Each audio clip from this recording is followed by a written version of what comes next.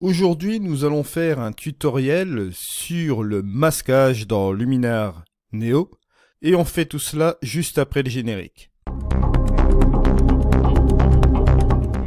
Bonjour à toutes et à tous, mon nom est Eddie Kinol. Si vous débarquez pour la première fois sur ma chaîne YouTube, je vous souhaite la bienvenue. Ici, on parle de post-production traditionnelle et créative sur les logiciels de post-production et bien évidemment, on parle de photographie en règle générale.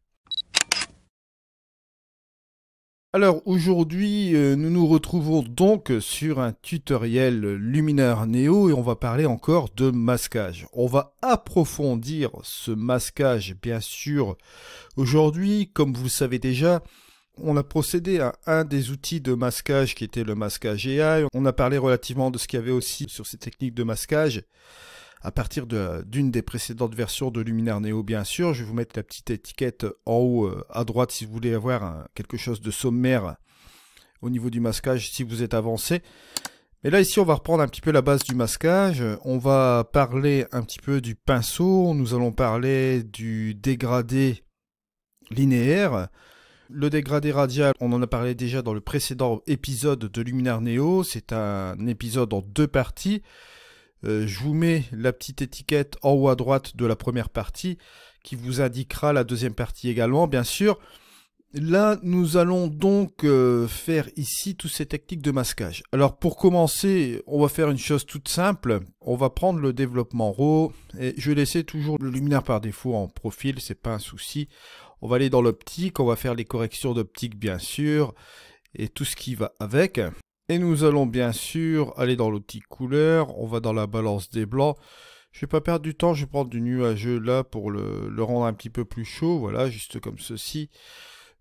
C'est pas le but aujourd'hui de faire un traitement sur Luminar Neo ici, donc ce que je vais faire c'est fermer l'outil développement, aller dans l'amélioration, lui rajouter un petit peu d'amélioration, juste comme ceci pour corriger un petit peu les tonalités. On va aller directement dans le cœur du sujet, on va parler du masquage bien sûr. Alors vous allez retrouver tous ces outils de masquage dans la plupart des outils, si ce n'est quasiment la totalité des outils du Luminar Neo bien sûr.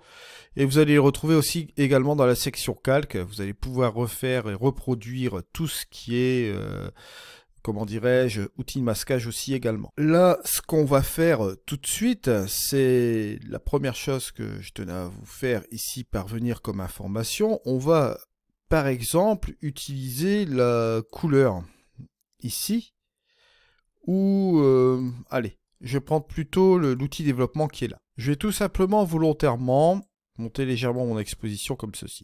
On va jouer là-dessus, et on va jouer sur l'outil masquage. Je vais ici aller dans mes actions du masque aussi également, pour vous les montrer, parce qu'on va parler aussi des actions du masque, c'est relativement important aussi d'en parler de ces choses-là, parce que ça va avoir une interaction bien sûr avec tout ce qui est masquage ici. La première des choses, on va prendre l'outil pinceau. L'outil pinceau qui est le premier outil de base dans Luminar Neo, on va dire pour le masquage. C'est l'outil le plus basique, il vous permettra de peindre, de prendre par exemple des parties sélectionnées dans votre image. Par exemple, on pourrait très bien sélectionner cette partie-là de l'image bien sûr. Et là, bien évidemment, comme on a joué avec l'exposition de valeur positive, donc on a plus de luminosité ici sur le mont, bien sûr. Alors si vous faites un avant-après, vous voyez que votre masquage interagit sur cette partie-là, bien sûr. Si vous voulez effacer, vous pouvez toujours le faire. Vous voyez, vous effacez ce que vous avez fait là, juste comme ceci. En gardant bien évidemment tout ce qui est réglage de base sans y avoir touché préalablement. Ça, c'est la première chose à savoir. Ensuite, on peut revenir toujours sur le peindre. Je vais utiliser ce masquage-là et vous l'aurez remarqué, ce masquage disparaît automatiquement. Pourquoi?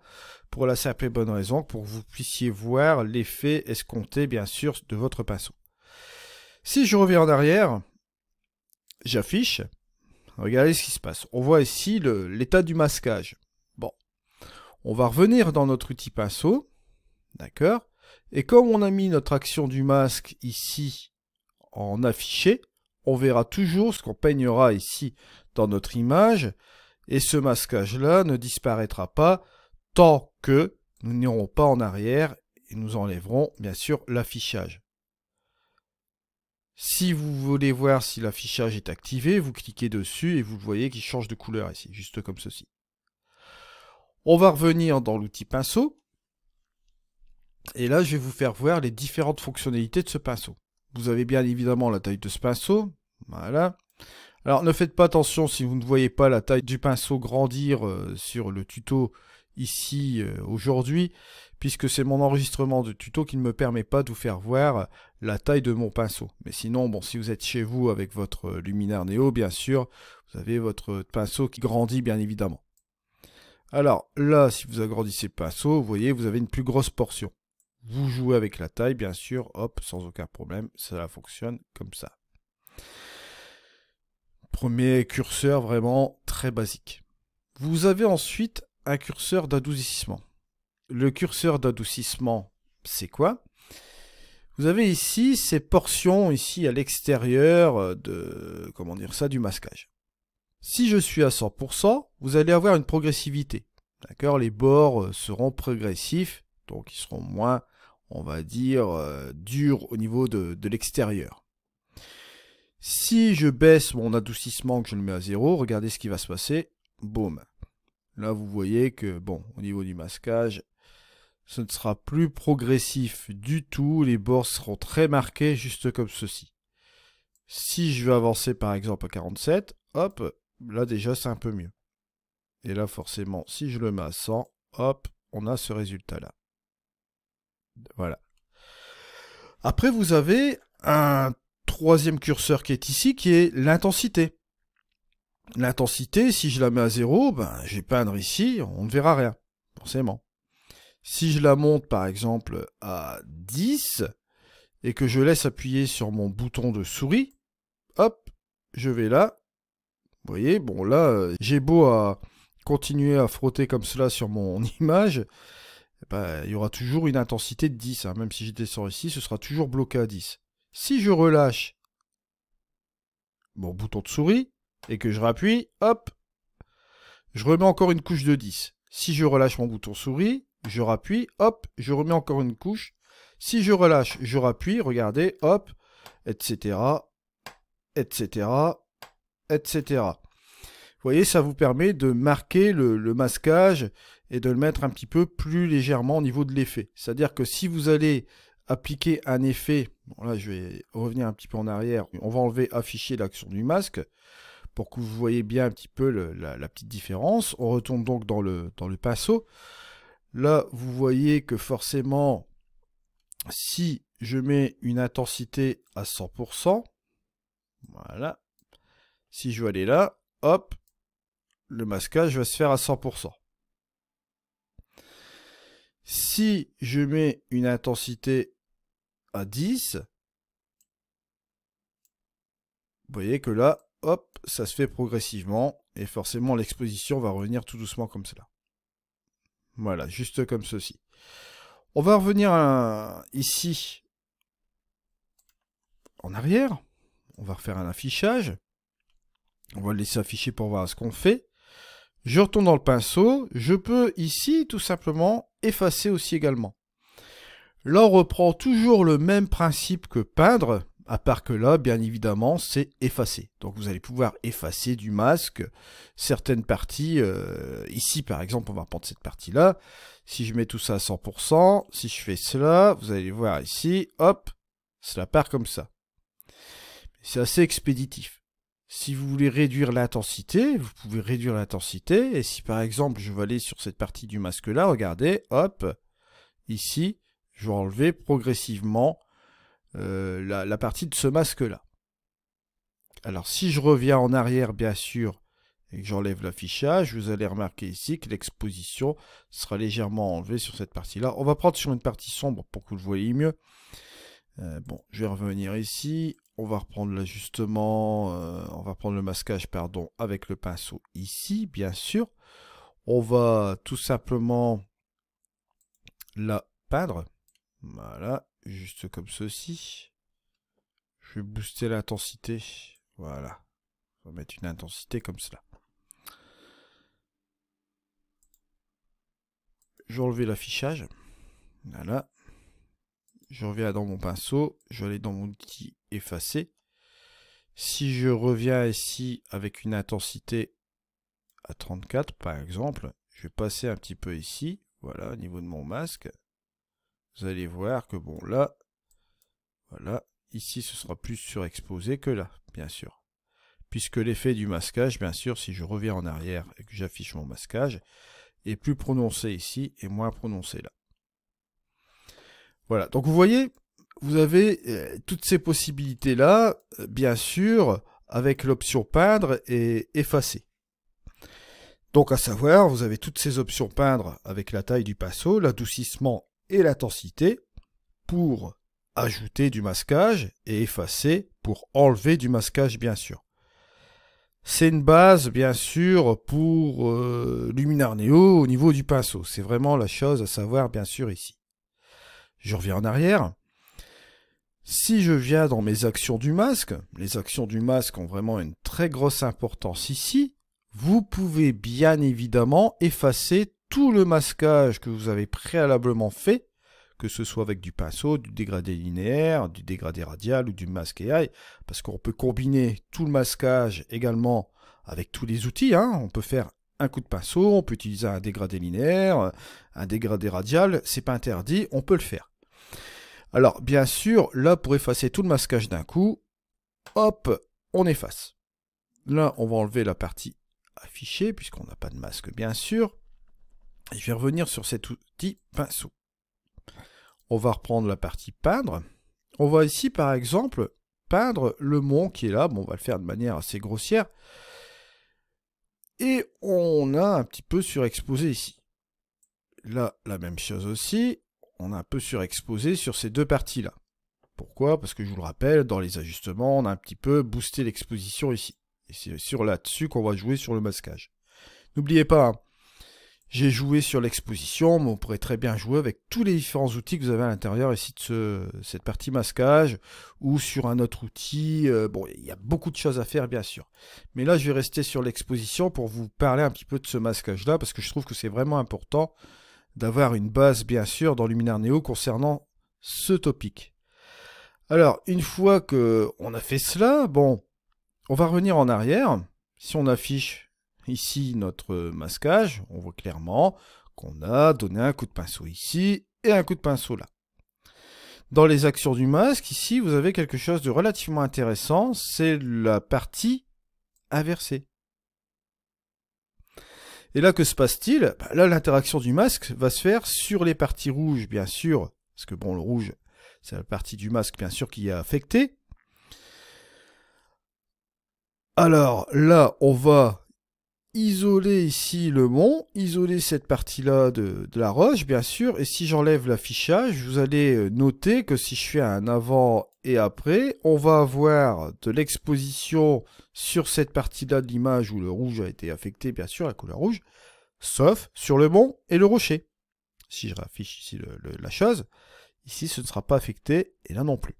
Toujours dans les actions du masque, si vous êtes intéressé à garder par exemple ce type de masque, où on va le remettre comme il était auparavant, et que vous souhaitez l'appliquer sur un autre outil, c'est très simple, vous le copiez, et vous allez dans un autre outil, par exemple dans la structure, et vous faites coller. Bon, ça on le fera après, je ne le fais pas systématiquement maintenant, car nous devons rester encore dans cet outil développement que je vais garder en exemple pour faire la continuité, bien évidemment, de ce système de masquage. Alors ici, on va toujours effacer. Voilà. Et on a toujours notre pinceau qui est ici. Ça, c'était pour la partie pinceau. Maintenant, on va passer au dégradé linéaire. Et on va regarder un petit peu comment cela se passe. Dégradé linéaire. Vous voyez ici, vous avez la petite instruction, cliquer et faire glisser pour décider de dégrader. Je fais cela. Voilà. Alors, le dégradé linéaire, c'est comme le filtre dégradé que vous avez en photographie, que vous mettez devant votre objectif. C'est le même principe. À part que là, regardez, bon, on peut toujours monter ou descendre aussi également. Mais on peut changer la nature ici, regardez, de la progressivité ici. Si vous décidez de prendre un bord très très dur, vous fermez complètement le dégradé ici, juste comme ceci. Et là, vous allez avoir un bord, vous voyez, allez, très très très dur, avec moins de progressivité. Ça peut être pratique dans certains cas. Je reprends ici mon dégradé, je l'agrandis. Et là ici, regardez ce qui se passe. Bien sûr, je vais le mettre ici. On va voir que sur ce masquage-là, on a la possibilité, bien sûr, de garder, comment dirais-je, une partie relativement importante du masquage ici en progressif. C'est-à-dire que là, ce sera vraiment affecté. Plus c'est rouge, plus ce sera affecté. Et moins ce sera rouge, moins ce sera affecté. Là, bien sûr, ils ont utilisé un filigrane rouge dans Luminar Neo, bien sûr. Au niveau de ce dégradé linéaire, bon, si on, comment dire ça, on revient en arrière, on fait un affichage. Regardez ce qui se passe. Si je fais un avant et un après, là, on a éclairci la première portion. Si je reviens ici, je fais un affichage, bon, on a cette chose-là, bien sûr, on peut toujours inverser le masque. Et là, cette fois-ci, il va reprendre mon masque complet à partir de là. Et là, bien évidemment, il va faire un dégradé linéaire ici, comme cela. Pourquoi c'est plus affecté ici et que ça repart là, puis on a plus de choses qui partent ici au niveau du masquage? Pour la simple et bonne raison que le dégradé linéaire, on est parti de là, on l'a bloqué ici, bien sûr, mais là, ce qui est au-dessus, on ne le voit pas. Tandis que là, ici, il y a de la matière juste ici, donc il part à partir de là. Donc forcément, si vous l'inversez, vous avez bien évidemment cette portion-là, et vous avez ici ce masquage qui passe comme ça. Alors bien sûr, si j'efface cette chose-là, parce que là, je suis encore en train de jouer avec mes actions du masque, j'enlève l'affichage ici. Je reprends mon dégradé linéaire, je reprends cette chose-là, je le mets juste comme ceci. Alors là, quand vous faites votre dégradé linéaire, vous avez la possibilité de l'inverser directement ici pour jouer, vous voyez, directement avec celui-ci et d'être le plus interactif possible sur ce masquage quand vous faites votre masquage en temps réel comme cela. Alors donc, vous avez la possibilité, vous voyez, d'inverser comme ceci. Si vous souhaitez le pivoter, pareil, vous avez toujours le moyen d'inversion comme cela. Pareil, comme ceci, hop, la même chose. Vous pouvez même faire un dégradé linéaire comme cela. Hein. C'est pas impossible. Si vous voulez partir de ce côté-là et recouvrir progressivement comme cela, vous voyez, on peut toujours le faire et y aller progressivement comme ceci. Ça peut paraître bête quand je l'exprime comme ceci, mais lorsque vous avez comment dire ça, je vais revenir ici en arrière, lorsque vous avez le dégradé linéaire, les gens pensent toujours à l'utiliser de cette manière-là, mais non pas la verticale. Mais à la verticale, ça peut donner aussi des choses intéressantes. Voilà. Alors bien sûr, vous avez une possibilité aussi qui n'est pas des moindres. Hein. Si vous souhaitez redresser ce truc-là comme ceci, garder voilà ce masquage comme ceci, vous revenez en arrière, vous faites votre affichage. Si vous souhaitez utiliser le pinceau, regardez, et si vous décidez d'ajouter du masquage avec celui-là, vous pouvez le faire. Si vous souhaitez effacer une partie comme cela, vous pouvez faire ce truc-là, effacer une partie du masquage là comme cela. Si vous souhaitez, regardez, prendre un dégradé radial par exemple ici, l'inverser, le mettre par exemple en torche, hein. Vous pouvez toujours le faire. Si vous voulez l'inverser, bien sûr, vous pouvez le faire aussi également comme cela. Et vous allez avoir une interaction ici, comme vous voyez là, avec les masques. Voilà, on va le réduire un petit peu comme ceci. Si je viens ici, forcément, là, vous allez avoir ici la partie du masque que j'ai effacée. Donc, on va interagir différemment. Si je fais par exemple cela, bon, je peux tout simplement faire comme ceci. Voilà, utiliser une ellipse. Voilà. Inverser sans aucun problème. Si je l'inverse, forcément, ce sera l'extérieur. Lorsque vous passez ici, forcément, en inversion sur les parties qui ont été mises par le pinceau, bien comprendre que là, ça peut être un petit peu perturbant, je l'admets. On agit sur l'extérieur et non pas sur l'intérieur. Si vous agissez sur l'intérieur ici de l'ellipse, bon là, vous voyez le masquage qui est ici. Si vous voulez rajouter une partie de masquage avec l'ellipse, regardez, hop, il suffit de venir ici, tout simplement, et vous allez rajouter encore ici autre chose au niveau du masquage, et ça peut apporter une valeur ajoutée. Vous voyez que là, j'ai utilisé le pinceau, je surenchéris avec cette partie-là, bien sûr, en ajoutant la partie du masquage en ellipse au-dessus du pinceau, bien sûr. Pareil ici. Par contre, si je fais une inversion, on fait une inversion sur l'extérieur. C'est-à-dire que, bon, l'inversion de l'ellipse, je vous le rappelle, hein, comme on a fait le dégradé radial la dernière fois, n'hésitez pas à aller voir cet épisode si vous débutez avec le masquage au niveau du dégradé radial. Vous faites une inversion. Et là, bien sûr, ce qui est en train de se passer, c'est que vous allez conserver la partie du masquage du pinceau ici.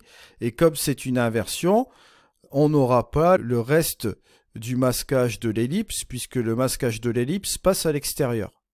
De même, si vous passez ici, que se passe-t-il? Vous allez dire, il y a un petit problème aussi, on va refaire toujours une inversion. Il faut toujours chercher la source du problème. Là, ici, on a effacé cette partie-là du masque. Donc, si on revient ici avec l'ellipse juste comme ceci, qu'on revient un petit peu comme cela, que va-t-il se passer si je passe en inversion? Là, c'est tout simple, on va retrouver cette partie du masque-là, puisque le masquage en ellipse passe à l'extérieur. Voilà. Ça, c'est la chose à savoir. Vous voyez, vous avez des combinaisons que vous pouvez faire aussi également avec les différents types de masquage. C'est très important et c'est très essentiel aussi également ici. Alors, je reviens ici sur ce dégradé radial. Je vais effacer toute la partie du masque avec les actions du masque. Hein. C'est très simple d'utiliser ça comme ça. Bon, bien sûr, dégradé radial, j'ai fait 2 épisodes complets, donc n'hésitez pas à aller les voir. Mais bon, par principe, ici, comme on est dans le système de masquage, vous avez 2 catégories de choses radiales ici. Vous pouvez inverser et forcément utiliser le masque radial sur cette portion ici à l'intérieur de l'image. Ce sera appliqué à l'intérieur de l'image. Par ailleurs, si je vais en arrière, on voit ici au niveau de l'affichage. Si je remets de l'exposition comme tout à l'heure, regardez, hop, on va rajouter de l'exposition au centre, ou on va baisser l'exposition bien sûr au centre. Voilà. Je vais remettre de l'exposition comme ceci pour qu'on voit bien l'action du masque. Si je l'affiche et que je l'inverse, là bien sûr ce sera l'extérieur. Et là on fait un affichage et là forcément, si vous faites le avant ici et le après, vous voyez qu'au niveau de l'action du masque, on a bien évidemment ici de la surexposition à l'extérieur du masque aussi. Toujours pareil, si vous souhaitez afficher ce masque et jouer avec le pinceau et par exemple agrandir la petite chose, on peut toujours le faire ici. Vous mettez un adoucissement, vous pouvez baisser l'intensité, vous pouvez néanmoins, vous voyez, enlever une petite partie du masque. Et vous voyez, vous pouvez vous amuser par exemple à faire un style de vignettage comme ceci. Si vous voulez que ce soit un peu moins violent, dans les ajustements, au lieu d'utiliser l'exposition, vous allez choisir par exemple la petite courbe.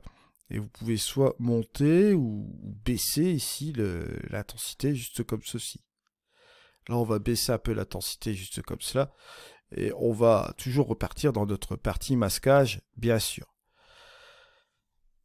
Alors, je reviens ici en arrière, j'efface ici l'action du masque, et on vient bien sûr le masque AI. Masque AI, on l'a vu la dernière fois comment cela fonctionnait, mais là je vais vous montrer quelque chose de relativement intéressant avec le masque AI. Vous allez voir que c'est un petit tips assez sympa, et on va jouer avec les actions du masque. Vous avez ici, dans l'action du masque, le remplir. Si je clique sur remplir, voilà ce qui va se passer. Là, j'ai l'affichage. Bon, bien sûr, je peux l'enlever, l'affichage. Là, on se rend compte qu'on fait une action directement sur l'entièreté de l'image. Pourquoi? Parce que on a rempli et on a fait un masquage comme cela. L'action de ce masque, donc, avec le remplir, on va pouvoir s'amuser à faire quelque chose. Et vous allez voir que c'est pas mal. Je vais aller dans le masque AI ici. Et là, vous allez voir que c'est relativement intéressant. Comme j'ai affiché mon remplir, je vais tout simplement sélectionner mon ciel qui est ici. Voilà. Alors vous allez me dire, ouais, mais Eddy, t'as mis l'affichage du masque remplir. Et donc le problème ici, c'est qu'on voit, on ne voit pas l'action du ciel, de la sélection du ciel. Effectivement. Mais là, c'est pas le but ici aujourd'hui. Là, ce que je veux, c'est enlever, faire une soustraction du ciel. Ben là, c'est simple. Vous voyez qu'il a enfoncé, donc par définition, il l'a sélectionné. Mais on ne le voit pas parce qu'on a rempli le masque complètement. Ben, il vous suffit tout simplement de recliquer une fois dessus. Boum. Et voilà ce qui se passe. Vous avez ici désélectionné la partie du ciel. Et vous avez gardé la partie qui est en dessous. Voilà, donc ça c'est le petit truc à savoir. Si vous voulez encore faire autre chose, bah, vous pouvez par exemple sélectionner les montagnes. Bon là on va voir ici une sélection aussi davantage qui s'est rajoutée sur la petite série ici, mais sur le reste on ne voit pas vraiment grand chose. Si je décide d'enlever ces deux parties là, je clique encore une fois dessus, regardez, hop, et voilà, il nous enlève cette partie là. Bon, bien sûr, là, ici, c'est pas assez précis au niveau du masquage là, parce qu'il va garder la petite portion, la petite truc linéaire qui est là. Là, vous pouvez très bien revenir en arrière, enlever cela, bien sûr, avec le pinceau. Si, c'est ce qu'on va faire, d'ailleurs. Je reviens en arrière, je prends mon pinceau, je prends la chose effacée ici. Je me mets en intensité à 100, et hop, regardez, on peut enlever cette partie qui est là. Là, pareil, on peut enlever bien sûr cette partie qui est là. Tout ça pour vous dire que vous avez la possibilité de jouer, de jongler avec les différents types de masquage. Bien sûr, comme je vous l'ai dit la première fois que je vous ai présenté le masquage AI, le masquage AI en est, on va dire, à sa première version. Il y aura quelques petits trucs aussi à modifier sur celui-ci, bien sûr. Skyloom est toujours en train d'améliorer le process. Mais déjà, bon, dans le principe de ce masquage AI, ça vous fait vraiment gagner du temps. La chose à savoir ici, c'est que vous savez que par la suite, il travaille aussi également sur le système de luminosité. Je ne sais toujours pas comment cela va voir le jour, bien sûr. Mais à ma connaissance, pour avoir utilisé les masques de luminosité sur Photoshop, je vous avais créé aussi un panel de luminosité sur Luminar 4. Souvenez-vous, il est toujours disponible sur le site internet si vous êtes possesseur de Luminar 4. Là, ici, à ma connaissance, si vous avez un masque de luminosité, additionné avec le masque AI, les sélections vont être vraiment très très bonnes. Ça va nous permettre d'affiner pas mal de choses. Je crois qu'il va y avoir des réglages supplémentaires. Je ne peux pas m'avancer davantage, bien sûr, mais là, comme vous le voyez là, ce système de masque AI est déjà utilisable maintenant en faisant pas mal de petites manipulations. Et lorsque vous utilisez tous ces outils que vous avez là, hein, que ce soit le pinceau, le dégradé linéaire, le dégradé radial, bon, masque AI bien sûr ici, et les actions du masque, bien évidemment, ça peut vous aider sur pas mal de choses. Alors, je reprends le principe de copier et coller un masque.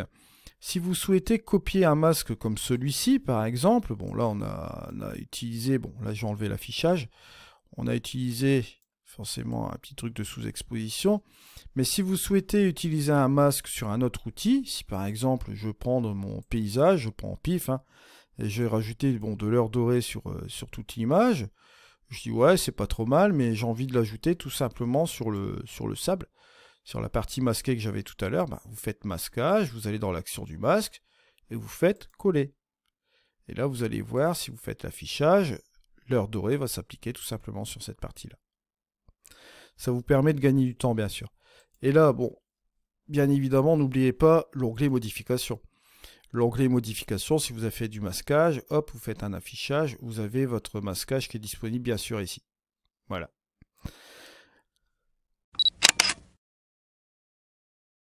Donc, voilà un petit peu ce qu'on peut dire sur ce topic du masquage. J'ai voulu vraiment faire ce topic puisque on va vraiment avancer de plus belle, bien sûr, dans Luminar Neo avec le masquage. Je tiens à vous rappeler que vous avez une playlist Luminar Neo, la playlist de formation continue. Cette playlist, elle a, je crois, 47 vidéos maintenant. Vous avez les notes d'information depuis le début, tout ce qui a été fait sur la bêta, la version préliminaire. Et après, vous avez les différentes versions, la 1.0, etc., etc., pour en arriver à la 1.0.7 comme on a là ici aujourd'hui. Et on va continuer de plus belle avec les prochaines mises à jour. C'est toujours le format formation continue, bien sûr. Je vous conseille fortement, si vous débutez sur Luminar Neo, n'hésitez pas à aller voir les précédents épisodes, les reprendre en arrière, même si ce n'est pas la version 1.0.7, puisqu'on reprend tous les mécanismes de Luminar Neo, bien sûr. Il y a les calques, il y a les pré-réglages, toutes ces choses-là. Si je ne travaille pas encore avec les calques maintenant, c'est parce qu'il va y avoir des choses qui vont être ajoutées après, et j'estime que ce n'est pas encore le moment d'utiliser les calques dans les fonctions ici de Luminar Neo, dans mes tutoriels pour le moment, dans la formation. Et j'essaye aussi bien évidemment de rester dans le contexte paysage, et dans le contexte paysage, avec le fonctionnement de Luminar Neo dans l'onglet modification, qu'on peut utiliser de nombreuses fois le même outil, car il n'y a pas d'utilité d'utiliser des calques si vous utilisez l'onglet modification avec les différents outils, bien sûr. Bien évidemment, les calques peuvent être utiles si vous voulez blender avec des modes de fusion. Là, dans ce cas-ci, effectivement, il faut utiliser les calques. Mais comme je n'ai pas encore les calques de réglage, je préfère m'abstenir. Je vous ai fait quand même tout de même des tutos sur les calques dans cette formation continue, donc n'hésitez pas à aller les voir. Je vais projeter quand même quelque chose concernant les calques, mais je vous en dirai un petit peu plus tard. Bien sûr, après, il est possible, en l'état des choses, de faire vos correctifs sur les fichiers RAW, de les exporter en TIFF et de jouer avec les calques dans Luminar Neo, bien sûr. J'attends de voir la suite des événements de ce qui va être fait sur les calques, bien sûr, avec Luminar Neo. Et on attaquera, bien sûr, bien évidemment, sur ces choses-là. Je dis pas, je vais faire un topic aussi sur les calques bientôt. J'en dis pas plus pour le moment. Je prends la progression des choses, bien sûr. En tout cas, moi je vous remercie de m'avoir suivi. On se retrouve bien sûr dans une prochaine vidéo. C'était Eddy. Allez, au revoir.